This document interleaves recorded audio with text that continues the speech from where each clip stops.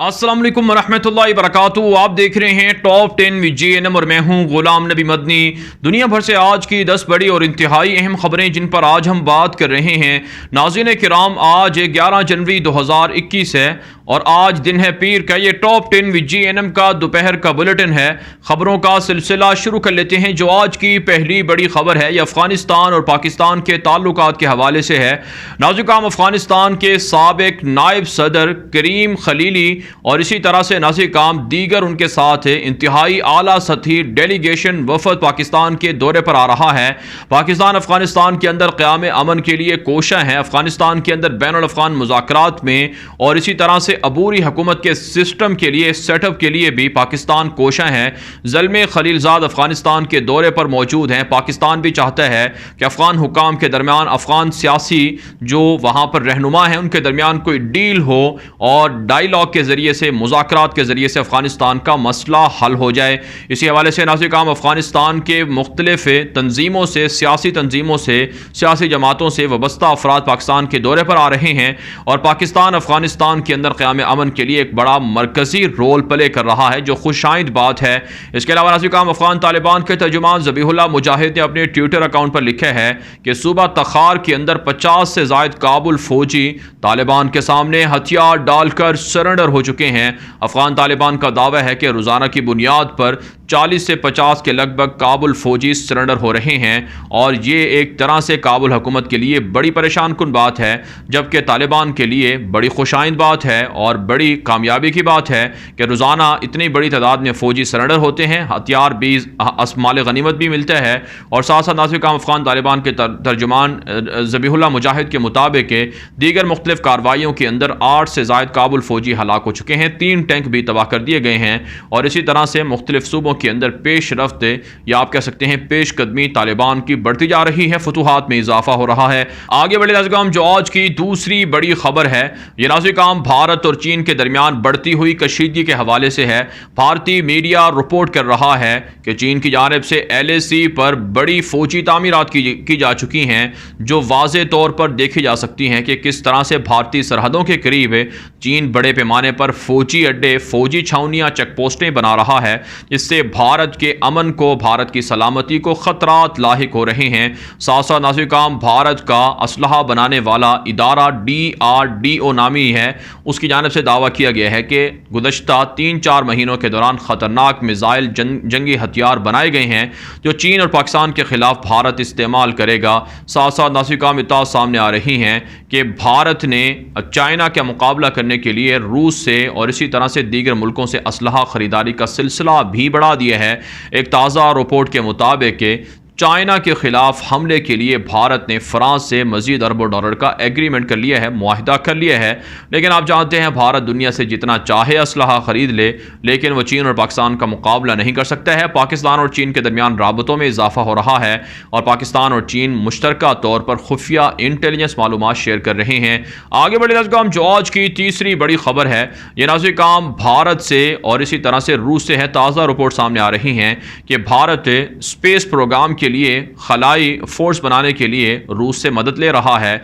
इसी हवाले से भारत ने अपनी फ़िज़ाइया के एयरफोर्स के 2 जदीद तरीन जंगी पायलटों को भेजा है रूस के दौरे पर, ताकि वहाँ स्पेस फोर्स के लिए या स्पेस प्रोग्राम के लिए बाकायदा मदद या ट्रेनिंग हासिल की जा सके। आप जानते हैं दुनिया के अंदर जो खलाई फोर्सेस हैं उनके बनाने में, उनके प्रोग्राम्स में इजाफा हो रहा है, लेकिन पाकिस्तान चाइना के साथ मिलकर स्पेस टेक्नोलॉजी हासिल भी कर चुका है और खलाई फोर्सेस भी बना चुका है। भारत फिर भी पाकिस्तान को किसी भी तौर पर एक तरह से हरा नहीं सकता है, शिकस्त नहीं दे सकता है।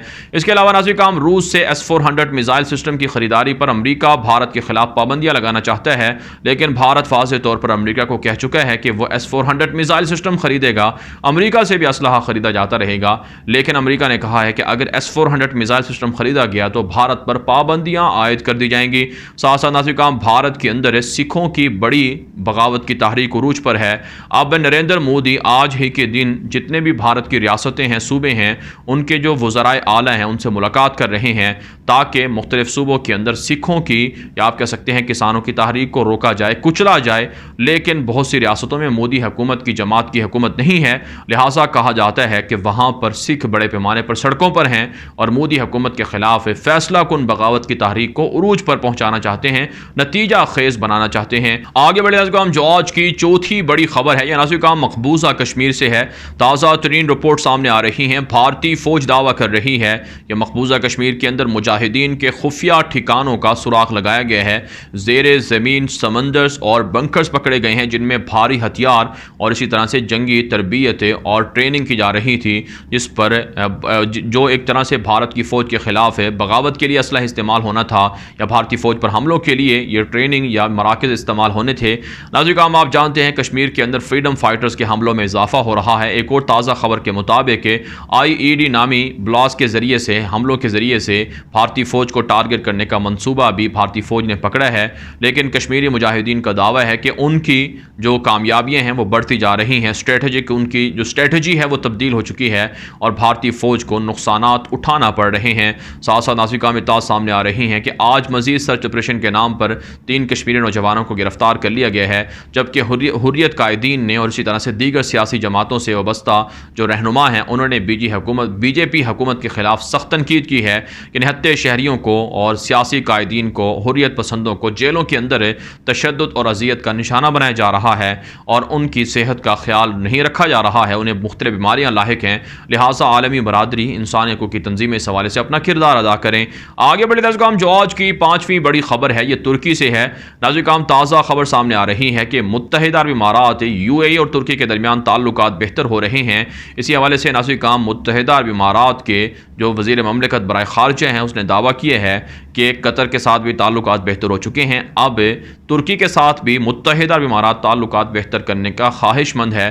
یہی وجہ ناظرین ترک ذرائع ابلاغ بتاتے ہیں کہ لیبیا کے اندر اور دیگر جگہوں پر جو UAE کے ساتھ اختلافات ہیں، تنازعات ہیں، وہ حل ہونے کی امید ہے اور اب عرب ریاستیں ترکی کے ساتھ بھی رفتہ رفتہ تدریجاً تعلقات بہتر کر رہے ہیں، اور یہ خوشائند بات اس لیے بھی ہے کہ امت مسلمہ کا اتحاد ہونا چاہیے، اتفاق ہونا چاہیے تاکہ دشمنوں کے خلاف مل کر نمٹا جائے اور لڑا جا سکے۔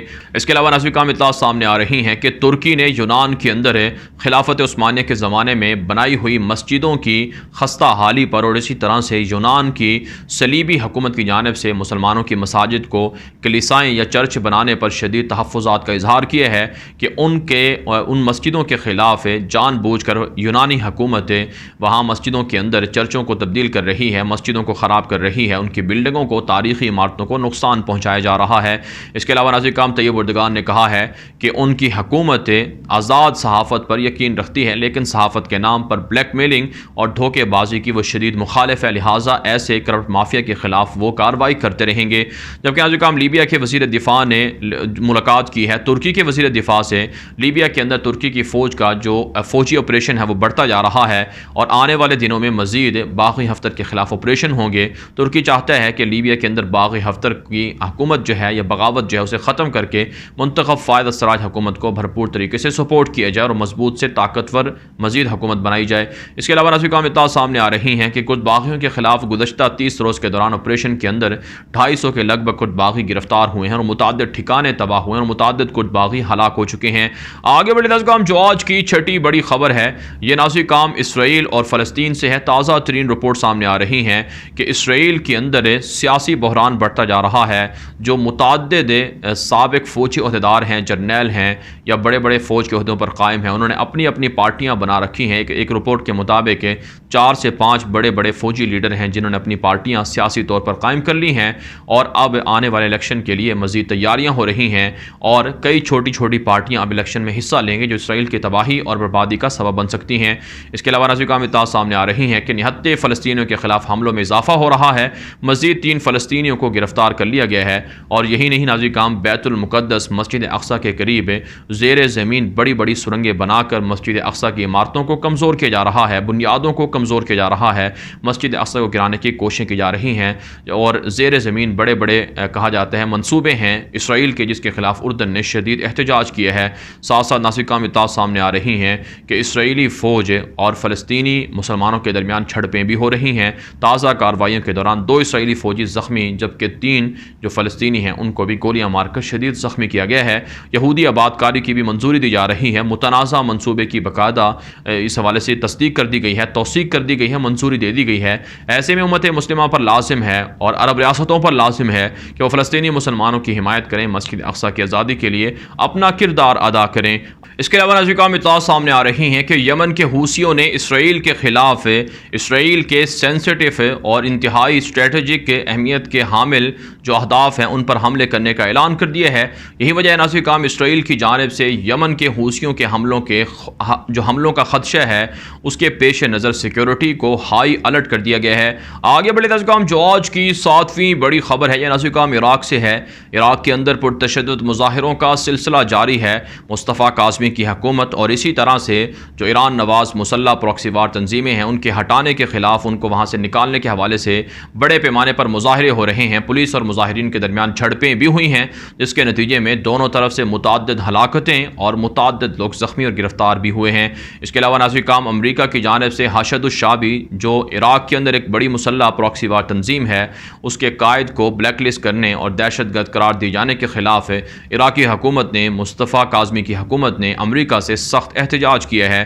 جب تک عراق کے اندر مسلح پراکسی وار تنظیموں کا خاتمہ نہیں ہوگا وہاں پر امن نہیں ہو سکتا ہے۔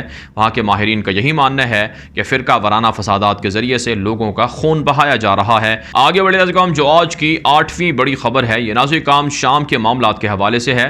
ایک تازہ رپورٹ میں یہ انکشاف ہوا ہے کہ امریکہ کی جانب سے مزید فوجیوں کو، فوجی قافلوں کو اور اسی طرح سے جدید ترین جنگی ساز و سامان کو، ہتھیاروں کو شام کے اندر پہنچایا جا رہا ہے اور امریکہ 89 فوج کو وہاں مضبوط کر کے شام کے پیٹرول پر اور گیس اور اسی طرح سے دیگر معدنیات پر قبضہ کرنا چاہتا ہے۔ یہی کچھ ناظرین کرام روس بھی کر رہا ہے۔ روس کی جانب سے تازہ بمباری سامنے آئی ہے جس میں ترکی کے حامیوں کو قتل کرنے کا دعویٰ سامنے آ رہا ہے، لیکن حقیقت یہ ہے کہ بشار الاسد کی حمایت میں روس اور ایران اندھے ہو چکے ہیں اور ان دونوں کی جانب سے بشار الاسد کی حمایت کر کے لوگوں کا، مسلمانوں کا، سنی مسلمانوں کا خون بہایا جا رہا ہے۔ ساتھ ساتھ ناظرین کرام ایران کے سابق صدر رفسنجانی جن کا نام تھا، ان کی ایک صاحبزادی ہیں فائزہ رفسنجانی، انہوں نے دعویٰ کیا ہے کہ جو جنرل قاسم سلیمانی ہیں ان کو شام کے اندر مداخلت سے ان کے والد نے روکا تھا اور کہا تھا کہ ایران کی وجہ سے 5 لاکھ سے زائد لوگ شام کے اندر مارے گئے ہیں، لہٰذا ایران کو شام سے نکل جانا چاہیے اور وہاں لوگوں پر ظلم نہیں کرنا چاہیے، وہاں کے وسائل کو نہیں لوٹنا چاہیے۔ ساتھ ساتھ ناظرین کرام ایران سے شام سے خبر سامنے آ رہی ہے کہ شام کے اندر کیمیکل ہتھیاروں کو بشار الاسد استعمال کر رہا ہے۔ صحافیوں کی جانب سے ایسے ڈاکومنٹس یا ایسی رپورٹ سامنے آ رہی ہیں جن میں کیمیکل ہتھیاروں کے واضح طور پر ثبوت ہے کہ خطرناک ہتھیاروں کو روس نے اور بشار الاسد کی حکومت نے تجربے کے طور پر شام کے نہتے مسلمانوں کے خلاف استعمال کیا ہے۔ آگے بڑھے ناظرین کرام جو آج کی 9ویں بڑی خبر ہے یہ ناظرین کرام ایران سے ہے۔ تازہ رپورٹ سامنے آ رہی ہیں کہ ایران کی جانب سے کہا گیا ہے کہ اقوام متحدہ کی جانب سے جو جوہری ہتھیار ہیں، نیوکلیئر توانائی ہے، اس کی انسپیکشن کرنے والا یا اس کی تفتیش کرنے والا، جانچ پڑتال کرنے والا جو ادارہ ہے اس کے لوگوں کو اب ایران کے اندر جو وہاں پر یورینیم کی افزودگی ہے یا اسی طرح سے جوہری توانائی ہے اس کی تفتیش کی اجازت نہیں دی جائے گی۔